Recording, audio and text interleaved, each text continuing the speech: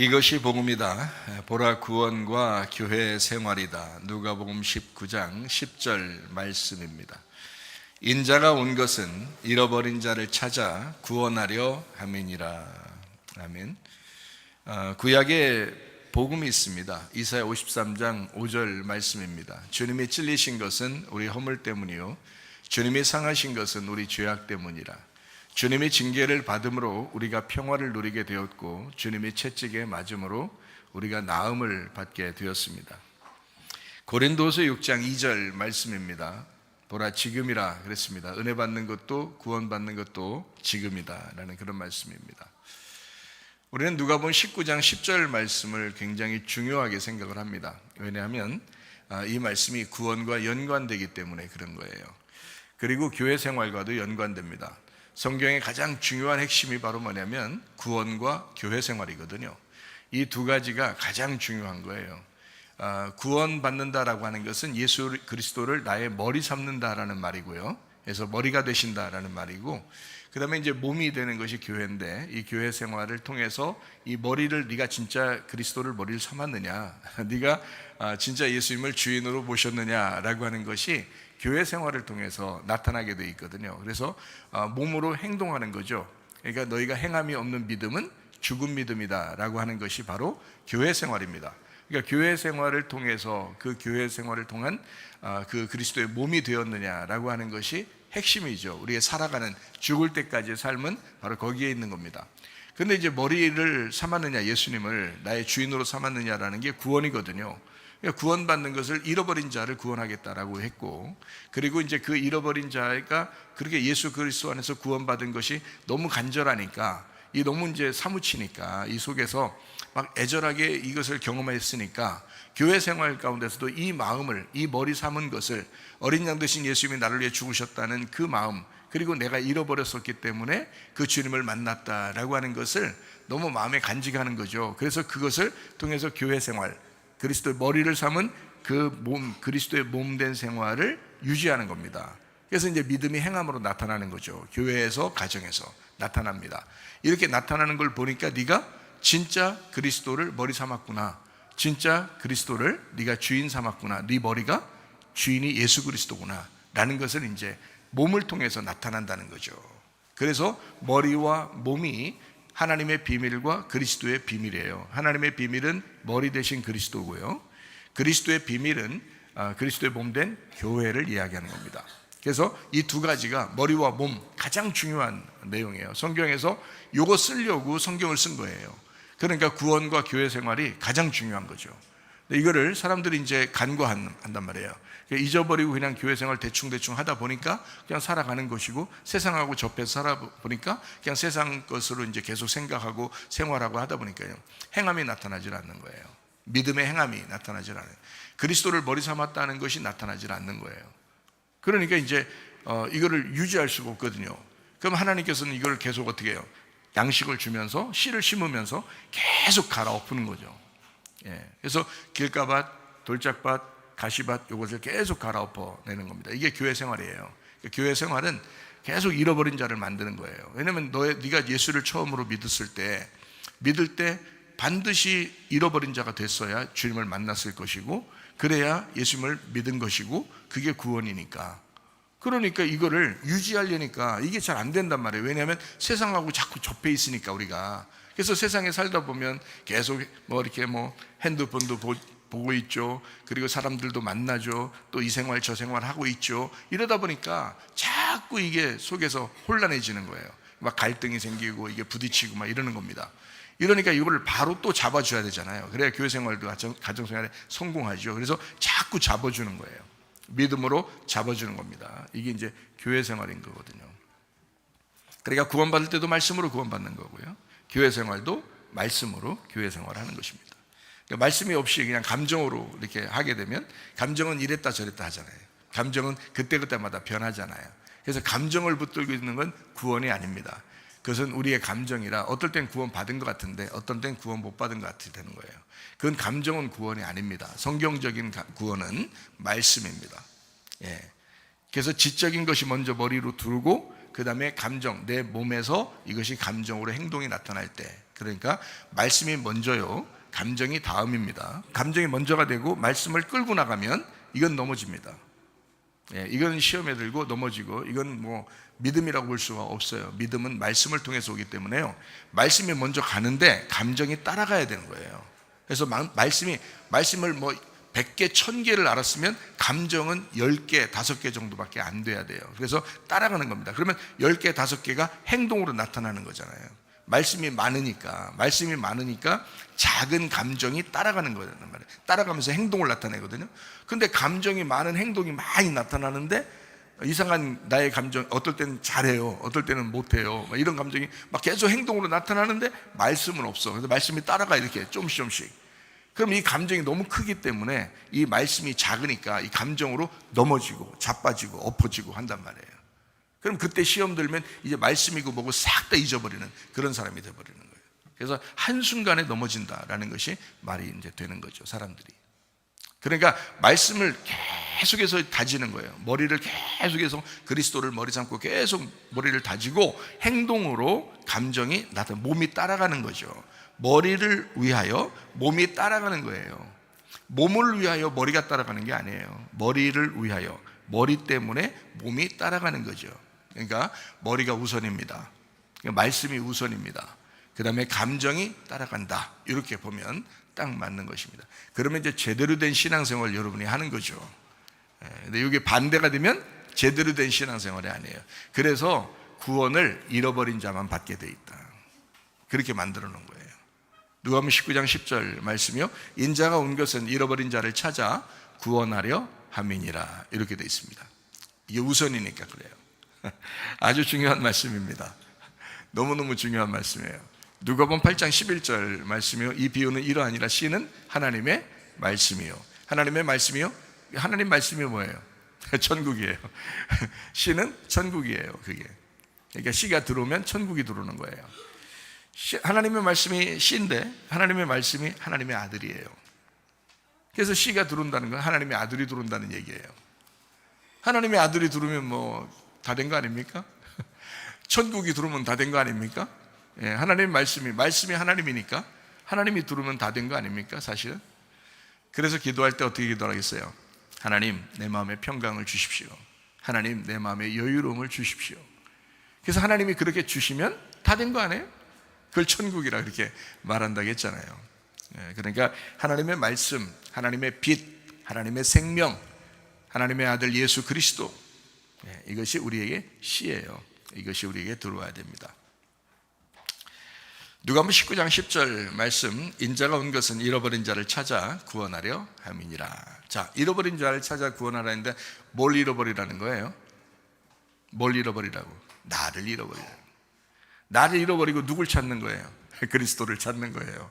그래서 성령을 구하라 그런 거예요. 성령을 구하라, 그게 그리스도거든요. 성령을 구하라, 그리스도를 구하라, 그리스도를 찾아라, 그리스도를 두드려라. 그런 거예요. 뭘 잃어버리라는 거야? 나를 잃어버려라. 나를 잃어버려야 그리스도가 오죠. 이해가 되죠? 나를 잃어버리면 그리스도가 와요. 근데 나를 안 잃어버려요. 자꾸 나를 키워나가는 거예요. 나를 키워나가니까 그리스도가 올 수가 있나요?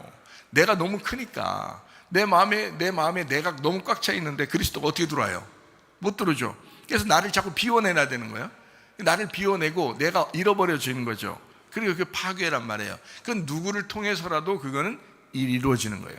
누굴 통해서라도. 그러니까 목사를 통해서 일이 이루어지면 간단해요. 왜냐하면 설교 시간에 설교 말씀 듣고 그냥 잃어버려지니까 자기가. 그럼 아주 간단한 문제거든요. 그러니까 교회만 나오면 그냥 내가 잃어버려진다, 내가 파괴가 된다, 내가 비워진다. 비워진 만큼 하나님은 채워지게 돼 있으니까, 말씀은 채워지게 돼 있으니까. 그렇죠? 이게 가장 간단한 방법이에요. 하나님은 이렇게 너무너무 좋은, 앉아만 있어도 그렇게 될 수 있는 그런 아주 좋은 방법들을 이렇게 마련해 놨거든요. 하나님이 초청한 겁니다, 여러분을. 말씀 안에 초청한 거예요. 양식으로 초청한 거예요. 하나님의 씨를 주려고, 천국을 주려고, 하나님을 주려고 딱 초청해 놨거든요. 그 예배를 소홀히 여긴단 말이에요. 아무렇게나 드리고 그냥 가버려요. 이렇게 하면은 문제가 되는 거예요.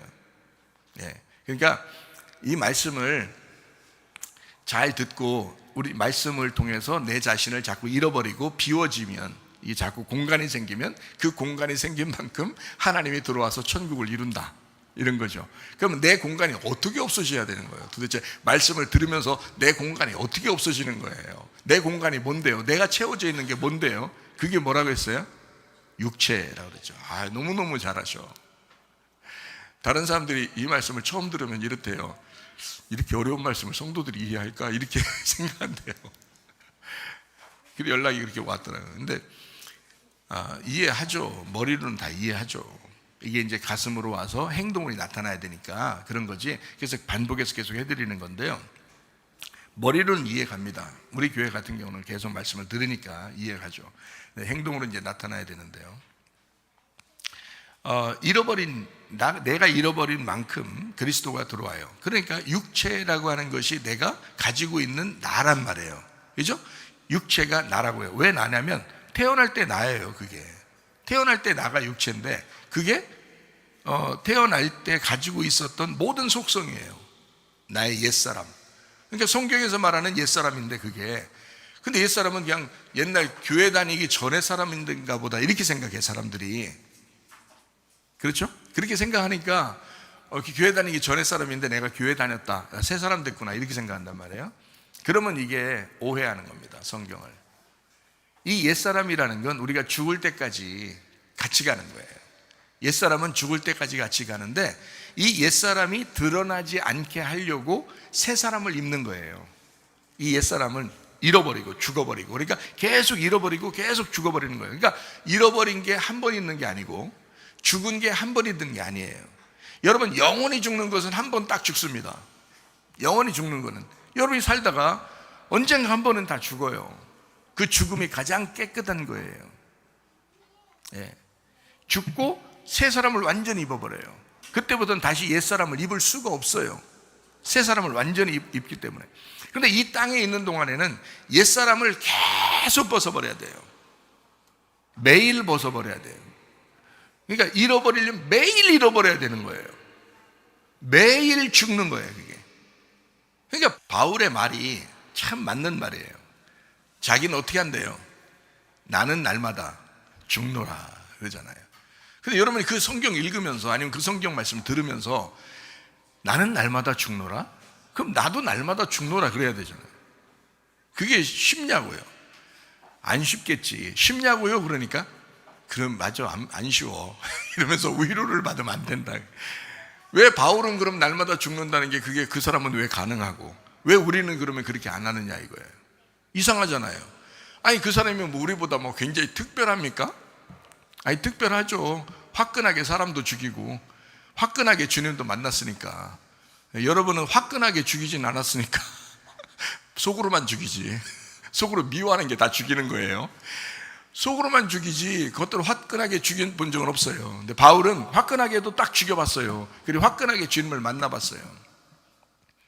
그러니까 그런 거예요. 그러니까 특별한 사람인 거예요, 우리보다? 아니에요. 그도 사람이고 우리도 사람이에요. 똑같은 사람입니다. 날마다 우리의 마음속에서는 날마다 우리의 속에서 무슨 생각을 하고 무슨 말하며 살아가는 게 다 각자마다 항상 그 속에 있는 육체가 살아있다고요. 이러니까 이 속에 있는 육체를 제거하기 위해서 이거를 억누르고 죽이기 위해서 죄와 사망의 법이 있는 거예요. 우리한테 죄와 사망의 법. 너희 그 죄 가운데 있는 사망의 법, 그 죄는 죽어야 끝나는 거야. 죽어야. 그래서 사망의 법이 오는 거예요. 그게 율법이라 그러는 거예요. 그걸. 그래서 죄와 사망의 법이 율법인 거예요. 생명의 성령의 법은 복음인 거예요. 우리에게. 근데 죄와 사망의 법을 먼저 만나야 생명의 성령의 법을 만난다는 거지. 무슨 말인지 알겠어요? 그러니까 바울은 어때요? 날마다 나는 죽노라. 자기는 날마다 죄와 사망의 법 가운데 살아가노라. 그러나 자기의 영혼은 어떻게? 생명의 성령의 법으로 살아가노라. 이렇게 하는 거죠. 그러니까 날마다 죽으면 날마다 부활한다. 이 말이 맞는 거죠. 그래서 날마다 부활하는 것이 날마다 사는 것이다. 날마다 회개하는 것이 날마다 죽는 것이고 날마다 죽는 것이 날마다 부활하는 것이다. 이렇게 되는 거죠. 무슨 말인지 알겠죠? 말씀이 이렇게 되어 있는 걸 어떻게 해요? 그러니까 말씀이 이렇게 되어 있으니까 우리는 어떻게 해야 돼? 날마다 내가 날마다 잃어버리는 거구나. 날마다 죽는 거구나. 옛날에 한 2주 전에 잃어버렸는데 왜 또 오늘 또 잃어버리라고 그러지? 그런 날 그렇게 생각하면 안 돼요. 날마다 잃어버리는 거고 날마다 죽는 거고 그렇죠? 날마다 나 자신을 벗는 거란 말이에요. 그걸 옛사람을 벗어버린다라는 말이고, 그리고 새 사람을 입을 때 완전히 입는 건 죽을 때 일어나는 일이고요, 지금 새 사람을 계속 입어야 된다라는 말입니다. 지금 빛의 갑옷을 입어야 된다. 지금 전신갑주를 입어야 된다. 지금 빛나고 깨끗한 세마포를 지금 입어야 된다. 지금 부활해야 된다라는 말입니다. 그러니까 날마다 죽고 날마다 부활하는 삶을 얘기하는 거예요. 그러니까 여러분, 육체적으로 사는 건 그냥 완전히 없어진 건 아니다. 날마다 죽는 일이다. 날마다 잃어버려야 되는 일이다라는 거죠. 그러니까 우리의 육체를 잃어버려라. 너를 잃어버려라. 그죠? 너의 땅의 운명을 잃어버려라. 너의 땅의 운명을 벗어내라. 이런 거죠. 무슨 말인지 알겠죠? 너의 본토 친척 아비 집에서 태어난 그것을 벗어내라. 예, 요게 너가 사는 길이다. 요게 구원받은 길이다. 라는 그런 말이에요. 무슨 말인지 알겠죠? 예, 그러니까 새로 태어나는 거예요. 새로 거듭나는 것이다. 요거를 구원이다 라고 얘기하는 거죠. 그래서 진정으로 영의 말씀을 나의 영이 순종하고 따라가는 거고, 그 영을 혼과 몸이 따라가는 것입니다. 예, 그런데 이것을 반대로 육체라고 하는 애굽에 있는 나의 속성을, 나의 옛사람을, 나의 운명을, 내가 가지고 잃어버려야 될 나의 그 육체를 몸이 자꾸 따라가게 되면요, 그러면 내 혼도 내 영도 얼마나 서운하겠어요. 얼마나 힘들겠어요. 이 육체를 자꾸 따라가려니까, 거꾸로 가려고 하니까 얼마나 힘들겠냐고요. 그래서 바로 와야 되는데, 바로 가는 것은 내 영과 혼과 몸이 하나님의 말씀이라는 성령, 그 하나님의 아들을 따라가는 것이 순행이란 말이에요. 순조로운 거다. 순조롭게 가면은 제대로 가는 거예요. 그런데 거꾸로 역행하게 되면 힘들어진다는 겁니다. 그러니까 몸도 마음도 힘들어지고, 그렇지만 실제로 이것은 하나님적으로 볼 때, 영적으로 볼 때 이것은 영이 완전히 피폐해지는 거예요. 영이 피폐해지니까 어느 날 이 사람이 망가져 버려요. 어느 날. 그러니까 반드시 말씀을 듣고 반드시 빠르게 전환해야 돼요. 빠르게 하나님의 말씀 쪽으로 빨리 돌아서는데, 그게 어떻게 돼야 되냐? 나의 운명을 벗어내야 되겠구나. 내 육체를 벗어내야 되겠구나. 내가 가지고 있었던 모든 특성들을 내가 벗어내야 되겠구나. 나의 본성을 벗어내야 되겠구나. 이거 벗어나는 길이 구원이었구나 라는 것을 빨리 깨닫는 것이 은혜입니다, 여러분. 그러니까 오늘 말씀을 통해서 여러분도 이 말씀들을 잘 통해서, 내가 어떻게 해야 진짜 구원받는 거구나. 이게 진짜 구원이라고 하는 게, 이게 하루아침에 그냥 한번 이루어지고 그냥 영원히 구원인 줄 알았더니, 그래, 영원히 구원이에요. 그런 사람이 있어요. 그런 사람이 있는데, 그게 바로 여호수아와 갈렙이라고 했잖아요. 여호수아와 갈렙 같은 사람도 있어요. 한 번 구원받으면 영원히 구원받은 것으로 끝까지 의리를 지키는, 그러니까 그런 사람들은 굉장히 올바르죠. 다른 사람에게 피해 안 주려고도 하고 의리가 있고요. 의리. 그래서 올바르단 말이에요. 다 올바른 그 믿음을 가진 사람들이 있어요. 그러니까 변함이 없어요. 그러니까 왔다 갔다 감정적으로 막 왔다 갔다 이렇게 안 해요. 주님을 새로 만나면 그렇습니다. 새로 만나면 그게 이해가 돼요. 베드로가 얼마나 감정적으로 왔다 갔다 했습니까? 베드로가요. 그러니까 여러분도 내가 왜 이상하지? 나는 성경의 사람들보다 너무너무 이상한 사람 같아. 그렇게 하지 않으셔도 돼요. 왜냐면 베드로도 그랬다니까. 베드로도 왔다 갔다 한 사람이에요. 여러분보다 더 왔다 갔다 한 사람이에요. 왔다가 갔다가 이렇게 여러분보다 더 그런 사람이야. 감정이 그냥 막 엄청 올라갔다가 막 감정이 엄청 푹 떨어졌다가 막 이런 사람이에요, 베드로가요. 근데요, 베드로가 언제 평탄하게 똑같은 믿음을 유지하게 됐냐면, 주님을 다시 만나고서 그랬어요. 주님을 다시 만나고, 그가 3번 부인하고 난 다음에 다시 주님을 만났을 때, 그때부터는 변함없이 아주 일정하게 똑같은 주님의 제자로서 살아가게 되는 것입니다. 예. 그 전에 그러면 막 왔다 갔다 할 때 하나님이, 주님이 막 난 너 미워 이랬어요? 안 했어요. 그렇게 안 했어요. 그렇게 하는 사람도 주님은 사랑하십니다. 감정적으로 이렇게 살아가는 사람도 주님은 사랑하셔요. 사랑하시는데 어디까지 인도해야 돼요? 감정이 변함이 없을 때까지 인도해야 돼요. 예수님의 그 목표는 그런 거죠. 그러니까 자기가 십자가 못 박혀 돌아가실 때 그 일을 이루는 겁니다. 베드로를 갖다가 반드시 변함없는 주님의 제자로 만들어내기 위해서 이렇게 왔다 갔다 하는 사람도 사랑함으로 계속 끌어들이는 거예요. 계속 끌어들여서 이 사람을 변함없는 사람으로 다시 완전하게 죽이고 완전하게 부활시키는 거예요. 잃어버린 자가 구원받을 수 있도록 만들어 놓는 겁니다. 베드로가 처음에 주님 만났을 때는 그러지 못했는가 봐요. 감정이 왔다 갔다 했는가 봐요. 그런데 주님을 다시 만날 때는 그런 사람이 아니었어요. 더 이상 그런 옛날의 베드로가 아니었어요. 옛사람이 아니었어요. 이제 새 사람을 입었다. 그런 사람들이 꽤 있죠. 바울이라는 사람도 그랬고요, 베드로라는 사람도 그랬습니다. 그러니까 왔다 갔다 하던 사람들이 이상하게 주님을 새로 만나면 완전히 그냥 똑같이 일정하게 주님을 이제 사랑하면서 가는 그런 사람으로 변해버려요. 근데 저는 이제 설교를 이제 여기 목표를 어디에 두냐면, 이렇게 여호수아와 갈렙 같은, 베드로와 바울 같은 그런 믿음의 사람들처럼 우리가 살아가야 되지 않겠냐. 똑같이 우리가 태어났는데, 자, 서로 다르게 똑같이 인간으로 태어났는데, 바울이나 베드로나 뭐 이런 사람들처럼 우리도 똑같은 뭐 각자의 그 운명, 각자의 집안에서 태어났는데, 그런데 이것을 목표를 여기에 두고서 우리가 설교를 해가지고 그쪽으로 이렇게 쭉 말씀으로 인도해야지.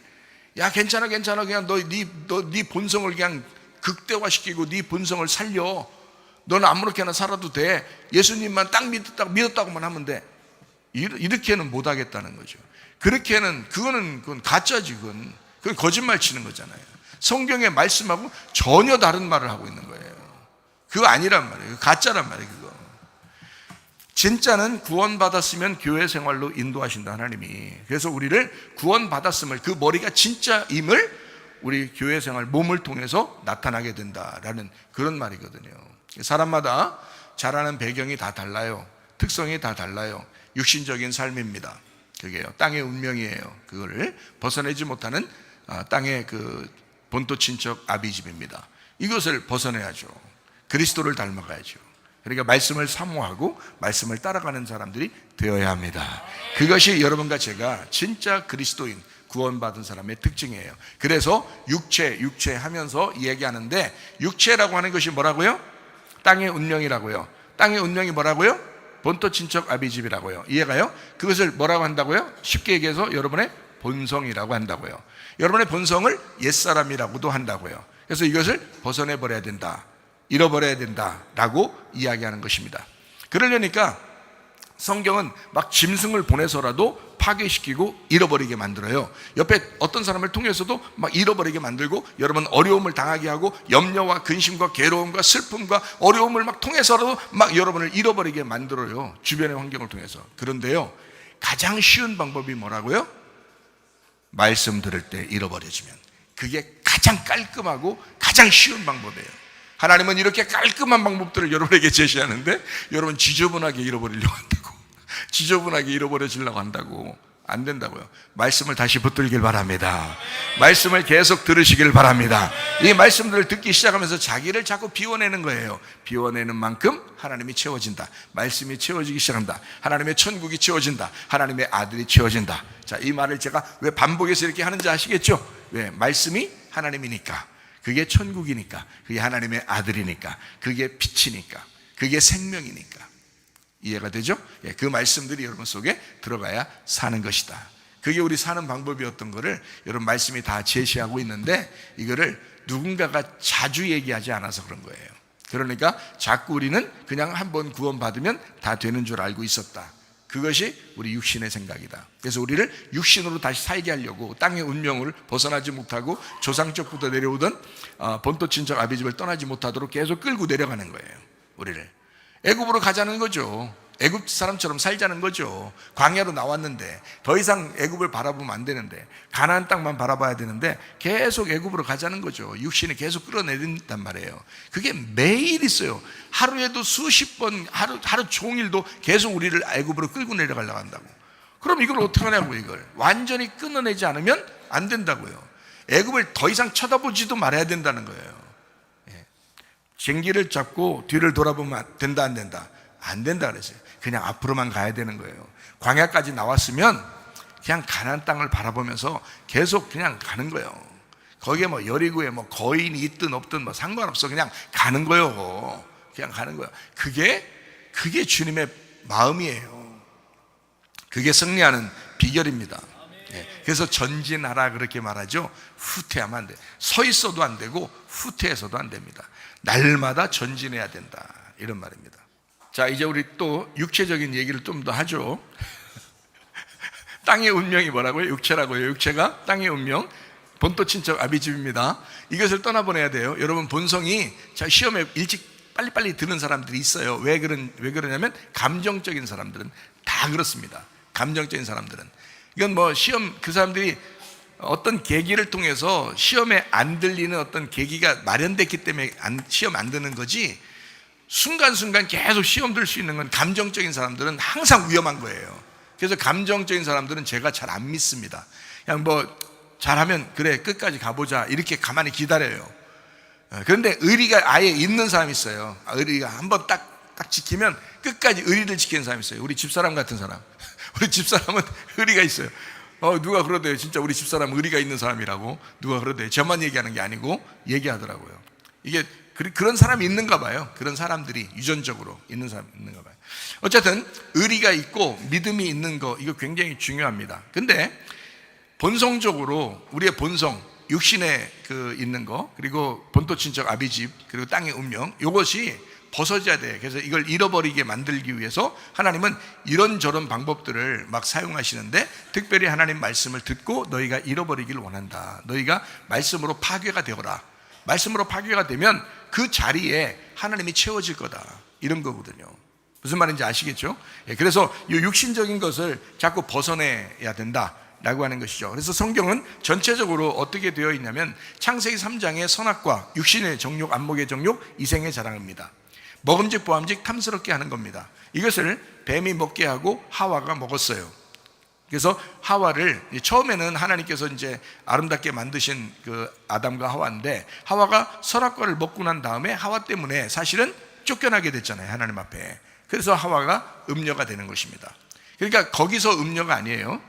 음녀라고 한다고 해서 이것을 다 나쁘다고만 설명할 수 없어요. 왜냐하면 음녀를 성경에서는 신부로 만들려고 하는 거거든요. 그러니까 음녀가 되면, 그전에는 신부인데 음녀가 됐어요. 그러면 신부로 다시 만들어야 되거든요. 그래서 신부로 만드는 것이 성경이에요. 요거를 제가 여러분하고 한번 설명을 한번 해볼게요. 그래서 창세기 3장하고 창세기 4장 여러분 아시죠? 창세기 4장에 가인이 있어요. 첫 번째 살인하죠. 육체의 열매입니다. 그러니까 육체라는 것을 그 아담과 하와가 따르니까 육체의 열매가 나타나요. 그 자식에게서 나타난단 말이에요, 육체의 열매가. 그래서 살인이라고 하는 미움이라는 것이 나타났다, 요게요. 그래서 예배를 완전히 망쳐버리는 그런 결과를 가져왔단 말이죠. 그게 창세기 4장이에요. 그리고 이제 하나님은 그래도 셋이라는 아들을 통해서 부활의 역사, 부활의 아들을 만들어내고 다시 하나님의 아들이 내려오도록 그렇게 만들었다, 이렇게 얘기하는 겁니다.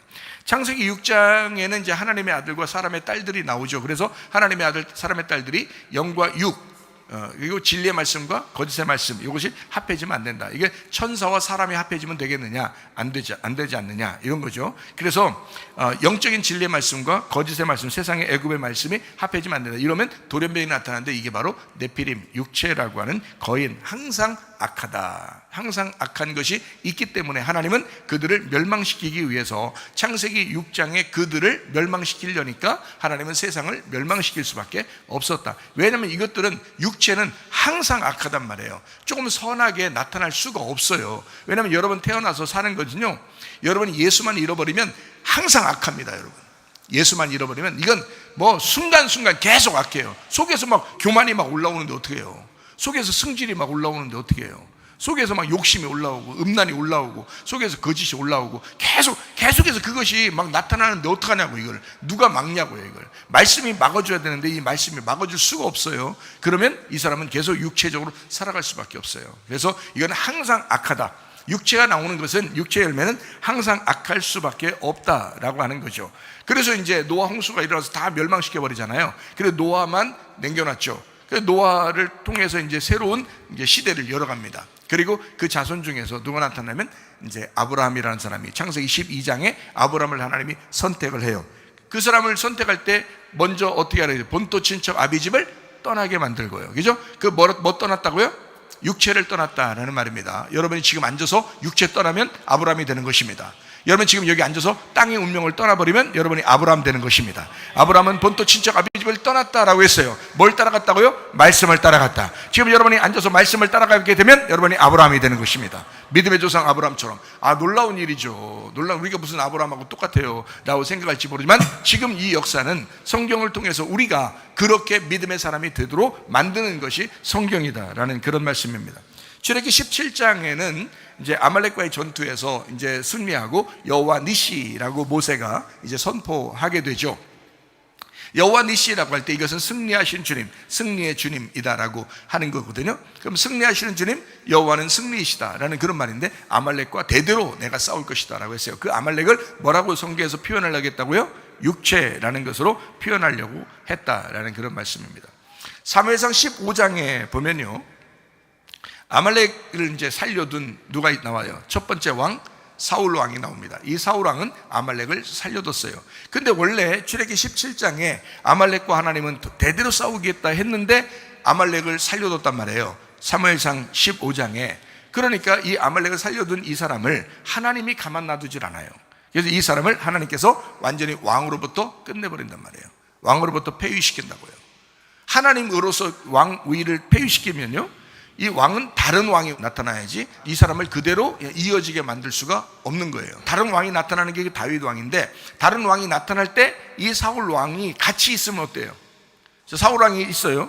그리고 다윗 왕이 저쪽에서 사람들을 이끌고 이제 지도자가 됐습니다. 그런데 같이 살아요. 같이 있어요. 한 사람 이쪽에서 한 사람 저쪽에서 이렇게 이제 지도자로서 이렇게 있단 말이에요. 되겠어요? 안 되겠어요? 안 되죠. 이렇게 될 때는 다윗이 완전히 왕이 될 수가 없어요. 이해가 돼요? 왜? 사울은 뭐를 상징하기 때문에? 육체를 상징하기 때문에. 사울 왕이 있는 한 다윗은 왕이 될 수가 없어요. 사울 왕을 죽이고 다윗 왕을 왕시키는 거예요, 하나님이. 그래서 사울과 다윗은 둘이 하나예요. 그래서 사울은 육체를 설명하는 거고 다윗은 영을 설명하는 거예요. 그래서 영을 완전히 우리의 왕으로 만들려면 육체라는 것을 제거해야 된단 말입니다. 그래서 사울 왕을 제거하고 나니까 다윗을 왕으로 하나님이 세우시는 거예요. 원래 지도자였어요. 많은 사람의 지도자로 다윗이 살고 있었는데 왕이 될 수는 없어요. 예루살렘의 왕은 어떻게 만들어지냐면 육체를 죽여야 다윗을 거기다가 심어 놓을 수 있는 거거든요. 여러분 속에 마찬가지예요. 여러분 속에 사울과 다윗이 같이 살아요. 여러분 속에. 그래서 사울을 제거해야 다윗이 왕이 되는 거예요. 여러분 속에서. 무슨 말인지 알겠죠? 그러니까 육체가 제거되지 않고서는 여러분 그리스도의 사람이라고 보기가 어렵단 말이에요. 그러니까 물론 그리스도의 사람이죠. 주님의 사람인데 주님을 따라가는 사람이죠. 주님의 일을 할 수 있는 주님의 사람은 아니란 말이에요. 그러니까 육체를 자꾸 제거하고 날마다 육체를 죽이고 그렇게 살아가는 바울처럼 그렇게 돼야 주의 종이란 말이에요. 주님의 사람이다. 날마다 육체를 제거해야 된다라는 그런 말씀드립니다. 우리가 이제 여호수아도 알죠. 여호수아 6장에 보면 여리고성이 나오고 여리고성이 육체라고 그랬죠. 그러니까 아말렉과 똑같아요. 여리고성 육체입니다. 그래서 육체를 제거해야 되는데 그게 애굽인데요. 그거를 제거해야 되는데 거기서 나오는 물건을 아간이 가져왔다는 거죠. 그래서 아간을 죽여야 된다. 그래서 여호수아 7장에는 아간을 죽이고 아골 골짜기를 만들어요. 나오죠. 그렇게 사사기에는 21장에도 보니까 왕이 없어서 사람들이 자기 눈에 옳은 대로 행하였더라 라고 되어 있습니다. 자기 눈에 옳은 대로 행하였더라. 그러니까 왕이 없으니까 그렇다면 우리의 왕이, 여러분 왕이 누구십니까? 우리의 머리가 누구십니까? 예수 그리스도여야 합니다. 우리의 주인이 누구셔야 합니까? 예수 그리스도여야 합니다. 그게 구원이라고요. 그냥 말로만 주여 주여 우리 주인님 한다고 되는 게 아니고요. 진짜 주인이 되셔야 된다고. 말씀이 주인 되셔야 된다고요. 예수님이 주인 돼야 된다라고 하는 건 아시겠죠? 근데 말씀이 주인 돼야 된다는 말은 잘 생각 못 한다고요. 예수님 나의 주인이시오라고 얘기는 해요. 근데 말씀이 주인이시라니까. 말씀이 예수님이라니까요. 그 말씀이 주인이라고요. 그러니까 말씀 잘 듣고 여러분이 기억하고 그 말씀대로 순종하려고 하면 주인을 따라가는 거예요. 그게 무슨 말인지 아시겠죠? 그래서 왕을 여러분 제대로 삼아야 된다. 예수님을 왕으로 삼으면 여러분 승리하게 돼 있다. 말라기 4장에 보면요, 크고 무서운 날이 이르기 전에 침례 요한이 올 것이다 이러고 있어요. 왜 침례 요한이냐면 침례 요한이 와서 사람들을 하나님 마음을 알게 하고, 하나님은 우리의 마음을 알죠. 근데 우리가 하나님 마음을 잘 모른단 말이에요. 자, 제가 여러분에게 여기 있는 것은 예수님으로 있는 것 같아요, 침례 요한으로 있는 것 같아요? 침례 요한으로 있는 거지. 여기에 있는 거는, 그럼 여러분을 살리기 위해서 여러분을 죽이려고 있어요? 내가 여기 있으므로 여러분이 사는 거예요? 내가 있으므로 여러분은 죽어야 되는 거예요. 침례 요한을 만나면 죽어야 되는 거야. 그래서 침례 요한이 자기가 죽을 때 어떻게 해요? 목이 잘려나갔다고요. 그러니까 머리를 바꾸기 위해서 이 사람이 와 있었다라는, 율법의 사람이다라는 것을 얘기하는 거죠. 그렇죠? 그래서 이 사람은 왜 왔느냐? 크고 무서운 날을 만들기 위해서, 크고 무서운 날을 만나게 하기 위해서 이 사람이 왔다. 크고 무서운 날이 이르기 전에 침례 요한을 먼저 보내서 크고 무서운 날을 임하도록 만들게 하려고 그래요. 그럼 여러분이 말씀을 들을 때 크고 무서운 날이 임해야 되겠죠. 근데 말씀을 들을 때 그냥 멍 때리면 되겠어요? 안 되겠어요? 안 되죠. 크고 무서운 날이 막 임해야 돼요. 그러니까 막 긴장하셔야 된단 말이에요. 말씀을 들을 때 막 긴장하셔야 돼. 그러니까 말씀 들을 때 저거 내게 말씀하시는 거구나 하면서 막 긴장하셔야지 이게 막 파괴가 되지. 이해가 돼요? 침례 요한 만났으면 여러분 어떻게 되겠어요? 다 죽는 거예요. 다 심판받는 거예요. 다 물속에 쳐박는 거예요. 그냥 침례 요한 만나면. 그리고 막 호통치는 거예요. 침례 요한이. 왜? 회개시켜야 되니까. 회개해야 예수가 오니까, 회개해야 천국이 오니까. 마찬가지예요. 제가 여러분에게 지금 사명이 뭐냐? 침례 요한 같은 사명이에요. 예레미야와 같은 사명이라고요. 여러분에게 회개시키면 예수가 찾아오게 만들려고 하는 거예요. 내가 예수가 아니라고요. 내가 뭐 사랑이 많은 목사 아무리 흉내내봐야 예수님처럼 되나? 안 돼요. 저는 사랑이 많은 막 예수님처럼 같은 그런 마음을 품은 막 그런 예수, 막 선한 목자. 내가 선한 목자. 내가 무슨 선한 목자예요? 내가 악한 목자지. 잘 생각해요. 내가 악한 목자지 내가 선한 목자예요? 악한 목자를 먼저 만나야 선한 목자가 찾아오는 거지. 이해가 돼요? 내가 짐승이지 내가 어린 양이에요? 내가 어린 양이 아니야. 내가 짐승이야. 나는 주님을 따라갈 때는 양이에요. 주님이 목자니까 내가 따라가는 양이에요. 나도 양이라고요. 나도 이래봬도 양이에요. 여러분만 양이 아니에요. 나도 주님에게는 양이에요. 근데 여러분에게 말씀을 가르칠 때는 내가 양이 아니에요. 악한 목자예요. 내가 짐승이란 말이에요. 그러니까 여러분에게 이 말을 하면서 여러분을 찢어버리는 거라고. 여러분을 찢어버리고 여러분에게 회개시키는 거라고요. 여러분 죽이는 거라고요. 여러분에게 고통을 주는 거라고요.